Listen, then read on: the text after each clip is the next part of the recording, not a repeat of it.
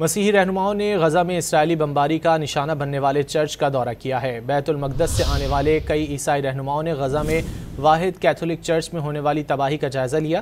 اس موقع پر انہوں نے صہیونی درندگی میں زخمی ہونے والے بشپ کی عیادت بھی کی۔ عیسائی رہنماؤں نے غزہ شہر میں یونانی آرتھوڈاکس سینٹ پورفیرس چرچ اور الاہلی عرب اسپتال کا بھی دورہ کیا۔ پادریوں نے چرچ پر حملے کے متاثرین کو پوپلیو کا پیغام پہنچایا اور ان سے اظہار ہمدردی کیا۔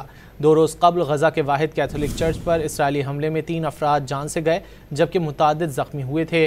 اس سے قبل اسرائیلی حملوں کے دوران چرچ کی جانب سے فلسطینیوں کو پناہ بھی دی جاتی رہی ہے۔ مسیحی رہنماؤں نے غزہ میں اسرائیلی بمباری کا نشانہ بننے والے چرچ کا دورہ کیا ہے۔ بیت المقدس سے آنے والے کئی عیسائی رہنماؤں نے غزہ میں واحد کیتھولک چرچ میں ہونے والی تباہی کا جائزہ لیا۔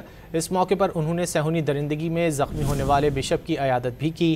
عیسائی رہنماؤں نے غزہ شہر میں یونانی آرتھوڈاکس سینٹ پورفیرس چرچ اور الاہلی عرب اسپتال کا بھی دورہ کیا۔ پادریوں نے چرچ پر حملے کے متاثرین کو پوپلیو کا پیغام پہنچایا اور ان سے اظہار ہمدردی کیا۔ 2 روز قبل غزہ کے واحد کیتھولک چرچ پر اسرائیلی حملے میں 3 افراد جان سے گئے جبکہ متعدد زخمی ہوئے تھے۔ اس سے قبل اسرائیلی حملوں کے دوران چرچ کی جانب سے فلسطینیوں کو پناہ بھی دی جاتی رہی ہے۔